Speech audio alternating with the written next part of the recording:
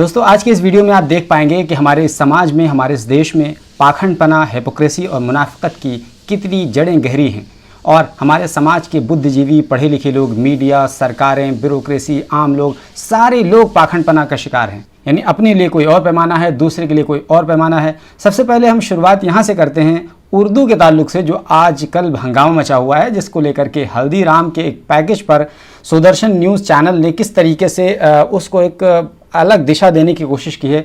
हालांकि वो उर्दू में भी नहीं लिखा है, वो अरबी में लिखा हुआ है। दरअसल हल्दीराम के पैकेज पर अरबी में डिस्क्रिप्शन है उसके बारे में कि क्या कुछ इंग्रेडिएंट्स उसमें शामिल हैं। इसको लेकर के सुदर्शन न्यूज़ ने वो एक प्रोपेगेंडा फैलाया और एक भ्रम पैदा करने की कोशिश की कि दरअसल हल्दीराम उर्दू में लिख करके क्या दर्शाना चाहता है। हालांकि सुरेश चौहान को शायद ये नहीं पता है कि उर्दू अलग भाषा है, अरबी अलग भाषा है।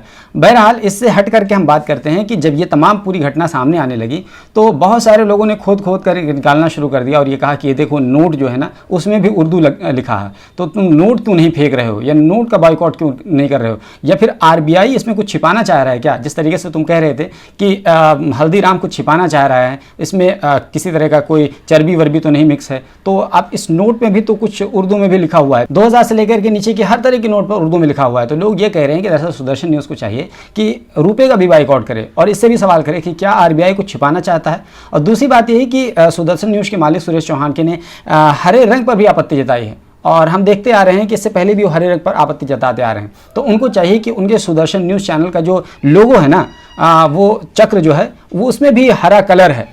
तो अगर इतना ही ज़्यादा हरे रंग से नफरत है तो फिर अपने सुदर्शन चैनल के लोगों को भी कहीं ना कहीं बदल देना चाहिए, फिर वहाँ पर भी हरा रखने का क्या मतलब है। तो इसी को तो कहते हैं मुनाफिकत और पाखंडपना। यही नहीं, जब सोशल मीडिया पर यह बात आ जाती है तो आप जानते हैं कि सोशल मीडिया के धुरंधर किस कदर हावी हो जाते हैं और तमाम चीज़ों को अलग अलग जाविये से देखने लगते हैं। अब देखिए कि किस तरीके से फॉर्चून का डब्बा पेश कर दिया गया और उसमें भी लिखा हुआ है उर्दू में। तो लोग कह रहे हैं कि फॉर्चून का गौतम अडानी ये क्या छुपाना चाह रहा है। तो इसके अलावा और भी बहुत तरह की बातें हैं। पतंजलि का कुछ लोगों ने निकाल डाला और कहा कि इसमें भी तो अरबी में लिखा हुआ है, तो फिर पतंजलि इसमें क्या छुपाना चाह रहा है। वहीं सुदर्शन चैनल की महिला रिपोर्टर ने किस तरीके से हल्दीराम के आउटलेट में जाकर के हंगामा कर दिया और वहां के मैनेजर के साथ किस तरीके से बातचीत की है। हालांकि मैनेजर ने बहुत अच्छी तरीके से इसको हैंडल किया, सिचुएशन को समझा। मैनेजर ने यह भी कहा कि डिस्क्रिप्शन तो हिंदी, उर्दू, इंग्लिश तीनों भाषाओं में रहता है, आपको केवल उर्दू ही क्यों पकड़ना है। तो मुझे ये देख करके याद आता है कि हल्दीराम जो है ना, कि उसके नाम में राम लिखा हुआ है लेकिन वो भी नहीं इस आंच से बच पा रहा है। मुझे इस मौके पर राहत इंदौरी का एक शेर याद आ रहा है कि लगेगी आग तो आएंगे घर कई जद में, यहाँ पे सिर्फ हमारा मकान थोड़ी है। तो हल्दीराम के राम नाम के लोगों को भी सताया जा रहा है, परेशान किया जा रहा है, सिर्फ इसलिए कि उन्होंने उसमें अरबी डिस्क्रिप्शन दे रखा है। मुझे इस सिलसिले में एक शेर और याद आ जाता है उर्दू के हवाले से कि उर्दू को हम एक रोज़ मिटा देंगे जहाँ से, ये बात भी कमबख्त ने उर्दू में कही थी। तो बहरहाल उर्दू को मिटाने की कोशिश की जा रही है और उर्दू को एक विशेष समुदाय से जोड़ दिया गया है। हालांकि उर्दू इतनी खूबसूरत ज़बान है कि अगर आप सोचें कि अगर आप उर्दू को अपनी ज़बान से हटा दें तो शायद आप गूंगे बहरे बन जाएंगे। ये तो रही उर्दू की बात। अब आइए एक दूसरे पॉइंट पर आते हैं और बात करते हैं गोरखपुर के उस इंसिडेंट की जहां पर मुर्तज़ा अब्बासी नाम के एक नौजवान ने किस तरीके से गिणासा या जो भी था धारदार हथियार लेकर के हमला कर दिया था और उसके बाद से एक नैरेटिव बिल्ड कर दिया गया कि ये तो आतंकवादी है, ऐसा है, वैसा है। बहरहाल हम उस पर नहीं जाएंगे, वो घटना पूरी तरह से निंदनीय है और ये इसकी समाज में कभी भी स्वीकारता नहीं हो सकती है। लेकिन वहीं दूसरी तरफ पिंटू नाम के एक व्यक्ति को, जिसके साथ आप देख सकते हैं कितना ज़्यादा हथियार मिला है, AK-47 मिला है, उसके बावजूद भी उसको केवल और केवल बदमाश कहा जा रहा है और उस मुर्तज़ा नाम के उस लड़के को उसको आतंकवादी कहा जा रहा है। तो इसको मुनाफिकत नहीं कहेंगे और क्या कहेंगे, इसको पाखंडपना नहीं कहेंगे तो और क्या कहेंगे। इस सिलसिले में पुनीत कुमार सिंह नाम के एक ट्विटर यूज़र ने लिखा है कि हंसिया लेकर मंदिर पर कूदने वाला मुसलमान था, तो लिंक ISIS से है। यहाँ पिंटू भाई प्रतिष्ठा के लिए AK-47 लिए बैठे हैं। इसके अलावा बाबा रामदेव का ये वीडियो बहुत तेज़ी के साथ वायरल हो रहा है, जिसमें बाबा रामदेव से एक रिपोर्टर पूछता हुआ नजर आ रहा है और आपको बाबा रामदेव का वो पुराना याद होगा जिसमें बाबा रामदेव आपकी अदालत में वो कहते हुए नजर आए थे और पूछते हुए नजर आए थे कि आप किसकी सरकार बनाना पसंद करेंगे, 35-40 रुपये पेट्रोल डीजल देने वाली सरकार को कि या महंगाई वाली सरकार को। तो लोग कह रहे थे 35 रुपये की, 40 रुपये वाली की। लेकिन जब इसके बाद रिपोर्टर ने सवाल किया तो आइए देखते हैं बाबा रामदेव का इस पर क्या रिएक्शन था, आप खुद ही सुन लीजिए। चैनल पर ये कहा था कि कौन सी सरकार आपको चाहिए, 40 रुपए पेट्रोल वाली सरकार, 300 रुपए सिलेंडर वाली सरकार। अच्छे भी कुछ आप ही ने कहा था सरकार बनी थी, आपने कहा था कि नहीं कहा था बाबा जी। मैंने कहा था पूछ पड़ेगा मेरी। हाँ बाबा जी आपकी कंपनी आप ही ने कहा था। अरे आदमी कुछ में कह रहा भाई ऐसे प्रश्न मत पूछो बाबा जी, मैं तेरे प्रश्नों का उत्तर देने के लिए कोई ठेकेदार है कि तू जो भी पूछा मैं उसका उत्तर दूं। जब एक बात कह दी थोड़ा सभ्य बनना भी सीखो। आप ये बताओ एक मिनट, सभी टीवी चैनल पर आप ही की बाइट चली थी और लोगों ने भाई विश्वास किया। मैंने दी थी और अब नहीं देता, कर ले क्या करेगा? चुप हो जा, अब आगे से पूछेगा तो ठीक नहीं। इसके अलावा समाज के एक और मुनाफिकत और पाखंडपना पे आ जाते हैं, मीट को लेकर के, जीव हत्या को लेकर के। अभी हाल ही में होली गुजरी है, इस मौके पर गोश्त की कीमत में इजाफा हो गया था, यानी 700-800 रुपये बकरी के गोश्त मिले थे। और इसके अलावा कई सारे इलाकों में, खासतौर से मैं बात करूं मिथिला की, बिहार में एक जगह है मिथिला, तो मिथिला में बलि दी जाती है, वहाँ पर जानवरों की बलि दी जाती है। तो वो जीव हत्या नहीं है, लेकिन अभी कुछ दिनों के बाद बकरीद आ जाएगी, वहाँ पे बहुत सारे लोग बिलबिलाने लगेंगे, चीखने चिल्लाने लगेंगे और जीव हत्या की बात करने लगेंगे, वो केक की कुर्बानी की बात करने लगेंगे। तो दरअसल यही है समाज का दोगला चेहरा, यही है समाज का दो मुखा चेहरा। इसके अलावा बात करें बुलडोज़र की, तो बुलडोज़र बहुत ज़्यादा चर्चा और सुर्खियों में इन दिनों है। जैसा कि आप जानते हैं कि अवैध कब्जे के नाम पर तमाम तरह की चीज़ों पर बुलडोज़र चलाया जा रहा है और ये प्रचारित किया जा रहा है कि जितने भी अवैध कब्जे हैं उनको गिराया जा रहा है।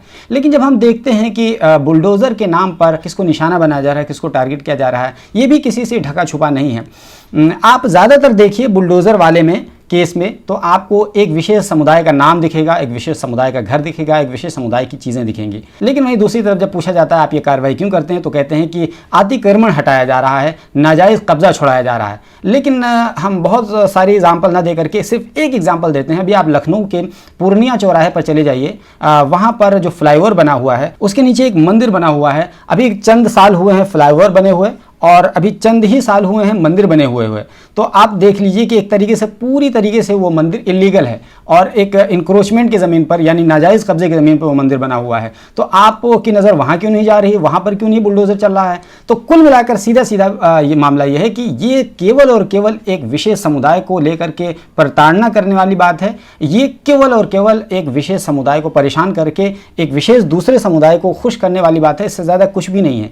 ये इंसाफ की बात नहीं है, ये सच्चाई की बात नहीं है। इसको कहते हैं दोगलापन, इसको कहते हैं मुनाफकत, इसको कहते हैं हिपोक्रेसी, इसको कहते हैं दो मुहा और दो चेहरा। और ये चेहरा पूरे समाज का है, चाहे वो सरकार के लोग हों, मीडिया के लोग हों, ब्यूरोक्रेट हों या और आम लोग हों, यानी समय समय पर दोगलापन नज़र आता ही रहता है। आप अपनी खुली आंखों से देखते भी रहते होंगे। इसके अलावा एक और पाखंडपना की मैं मिसाल बताता हूँ। लोग कहते हैं नाम में क्या रखा है, हम तो कहते हैं नाम ही में तो सब कुछ रखा है। इसके अलावा इस तस्वीर में आप देख सकते हैं कि लखीमपुर खीरी वाला घटने का एक तस्वीर है, फर्स्ट टाइम ऑफेंडर। उसके अलावा आपको याद होगा कि दिल्ली वाला ये लड़का है, इसने गोली चलाई थी, फर्स्ट टाइम ऑफेंडर। इसके अलावा गुर्जर जिसने बाद में बीजेपी ज्वाइन कर ली थी, फर्स्ट टाइम ऑफेंडर। इसके अलावा एक और तस्वीर है, वहीं पर उमर खालिद की भी तस्वीर है और ये तमाम लोग जेल से छूट गए हैं। उमर खालिद अभी जेल में हैं। वहीं बात करें उमर खालिद और कन्हैया कुमार की, लोग कहते हैं नाम में क्या रखा है ना, लेकिन कन्हैया कुमार और उमर खालिद दोनों एक ही यूनिवर्सिटी में पढ़े हैं, दोनों पर एक ही जैसे चार्जेस हैं, लेकिन उमर खालिद जेल में है, कन्हैया कुमार बाहर। हमें कन्हैया कुमार से कोई इख्तलाफ नहीं, हमें सिर्फ एग्जाम्पल दे रहे हैं, नाम की बात बता रहे हैं कि नाम में क्या रखा है। नाम में तो बहुत कुछ रखा है। तो बहरहाल इसी को कहते हैं दोगलापन, इसको कहते हैं मुनाफकत, इसको कहते हैं पाखंडपना। इसके अलावा प्रधानमंत्री नरेंद्र मोदी की भी बातें थोड़ा बहुत कर लेते हैं। आपको याद होगा 2014 में प्रधानमंत्री बनने से पहले नरेंद्र मोदी कई तरह की बातें किया करते थे और खूब भाषणबाजी किया करते थे सरकार के खिलाफ, चाहे वो पेट्रोल से संबंधित हो, महंगाई से संबंधित हो या करेंसी से संबंधित हो, यानी हर तरह की बयानबाजी किया करते थे। अगर इसी प्रकार से महंगाई बढ़ती गई तो गरीब क्या खाएगा? आज प्रधानमंत्री यहां आए थे, लेकिन प्रधानमंत्री महंगाई का मां बोलने के लिए तैयार नहीं है, महंगाई का मां बोलने के लिए तैयार नहीं है। इनका अहंकार इतना है, महंगाई के लिए एक शब्द बोलने को तैयार नहीं है। मरो तो मरो, आपका नसीब। अरे गरीब के घर में चूल्हा नहीं जलता है, बच्चा रात रात रोता है, मां आंसू पी के सोती है और देश के नेताओं को गरीब की परवाह तक नहीं है। मित्र, ये गरीबी का हाल कर दिया है। 4 तारीख को वोट करने जाए तो जरा घर में जो गैस सिलेंडर है ना, उसको जरा नमस्कार करके जाइए। गैस सिलेंडर छीन लिए इन लोगों ने और गैस जिस प्रकार से महंगा कर दिया है, जिस प्रकार से पेट्रोल के दाम बढ़ा दिए, ये दिल्ली सरकार की शासन चलाने की नाकामयाबी का जीता जागता सबूत है।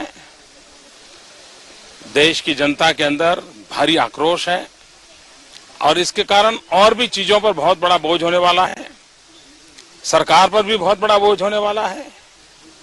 मैं आशा करूंगा कि प्रधानमंत्री जी देश की स्थिति को गंभीरता से लें और पेट्रोल के दाम बढ़ाए हैं उसको वापस करें। तो इस तरह की बातें नरेंद्र मोदी भी कहा करते थे, लेकिन अब देखिए ठीक उसका उल्टा है और एक भी बीजेपी से संबंधित कोई भी व्यक्ति इसके सिलसिले में बोलने के लिए तैयार नहीं है। जब हम इस सिलसिले में लोगों से सवाल करते हैं और राहुल गांधी का नाम लेकर के पूछते हैं कि राहुल गांधी बाइक पर माला चढ़ा रहे हैं, श्रद्धांजलि अर्पित कर रहे हैं सिलेंडर को, तो आप इस सिलसिले में क्या कहेंगे? तो लोग कहते हैं कि राहुल गांधी ठीक नहीं कर रहे हैं, वो एक दिखावा कर रहे हैं और एक ढकोसलेबाजी कर रहे हैं, चोचलापन कर रहे हैं, नौटंकी कर रहे हैं। लेकिन जब पलट का सवाल कर देते हैं यही हरकतें तो अरुण जेटली और स्मृति ईरानी क्या करती थी, तो लोगों के पास कोई जवाब नहीं होता था। तो इस वजह से हम कह सकते हैं कि समाज का भी दोगलापन है, समाज में भी दोगले लोग भर भर के पाए जाते हैं। बहरहाल ये तो मैंने चंद पाखंडपना की बातें बताई हैं आपके सामने। अगर मैं गिनाता जाऊंगा तो आप गिनते चले जाएंगे, देखते चले जाएंगे कि समाज में मुनाफिकत भर भर के है, पड़ा हुआ है और लोग उसी मुनाफिकत के गड्ढे में गिरे हुए हैं, जी रहे हैं। आखिर में हम एक फोटो के साथ, फोटो तो नहीं कह सकते, एक टेक्स्ट के साथ हम आपको छोड़े जाते हैं। इस टेक्स्ट को देखिए और देखिए कि कितना सुंदर हरफों में लिखा हुआ है और मज़ा ना आए तो वाकई में पैसा वापस। इसमें लिखा हुआ है कि 50 रुपये से कम का पेट्रोल यहाँ पर अब नहीं मिलेगा। तो इसको देख करके थोड़ा सा आनंद लीजिए। उसके बाद एक शायर हैं मंजर भोपाली, उनकी एक नज़्म आप सुन डालिए, पढ़ डालिए और देख लिए कि किस तरीके से 90 के दशक में उन्होंने बहुत ही खूबसूरत बातें कही थी, आज तक वो रिलेवेंट है।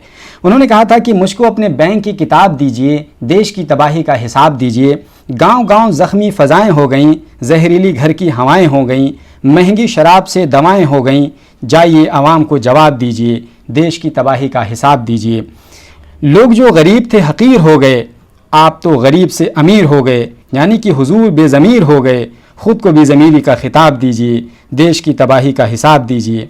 राहतों के नाम पे कमाई कीजिए, जेब है आवाम की सफाई कीजिए, लूट के गरीबों की भलाई कीजिए, कुछ तो निगाहों को हिजाब दीजिए, देश की तबाही का हिसाब दीजिए। और आखिर में कहा है कि कैसी कैसी देखो योजनाएं खा गए, बेच के ये अपनी आत्माएं खा गए, मार के मरीजों को दवाएं खा गए, उन्हें पद्मश्री का खिताब दीजिए, देश की तबाही का हिसाब दीजिए, मुझको अपने बैंक की किताब दीजिए। शुक्रिया। Alpha hospital and trauma centre, engineering college चौराहा, सीतापुर रोड, लखनऊ।